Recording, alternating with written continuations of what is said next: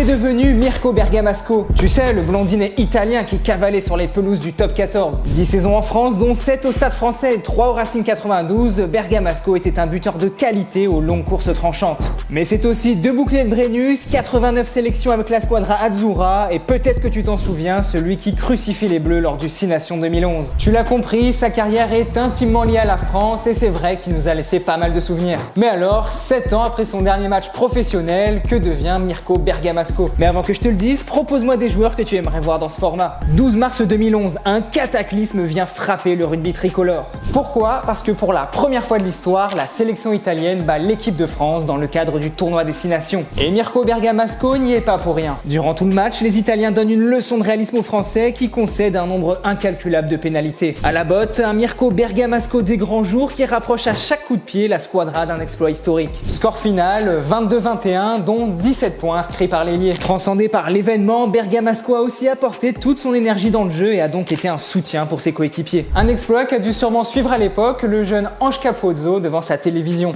Car oui, le Toulousain a annoncé récemment dans une interview que Mirko Bergamasco était son idole de jeunesse. Un ailier robuste aux courses tranchantes qui bute et qui a la grinta, il n'en faut pas plus pour en mettre plein les yeux au petit ange. Mais au-delà de Capozzo, il a marqué toute une génération d'Italiens. Et c'est peut-être en partie grâce à lui si la sélection sort la tête de l'eau petit à petit aujourd'hui. Mirko Bergamasco est aussi le plus français des Italiens. Déjà parce qu'il joue 10 saisons en France et parce qu'il arrive au Stade Français à seulement 20 ans. Il atteint son meilleur niveau alors qu'il joue avec les Parisiens et remporte un bouclier de Brennus dès sa première saison en 2004 et un deuxième en 2007. Si tu suivais le top 14 à ce moment-là, tu dois te souvenir que Mirko n'était pas le seul Bergamasco sur les terrains. Car oui, son frère Mauro évolue comme lui au Stade Français entre 2003 et 2011. Grand frère de Mirko et 3e ligne L, il a lui aussi été une figure majeure de notre championnat. C'est marrant de voir que les deux ont pratiquement le même nombre de matchs avec le Stade Français et avec la sélection italienne. Bref, une belle histoire entre frères qui ont brillé au plus haut niveau. D'ailleurs, si tu veux que je fasse un épisode sur Mauro Bergamasco, n'hésite pas à me le dire dans les commentaires.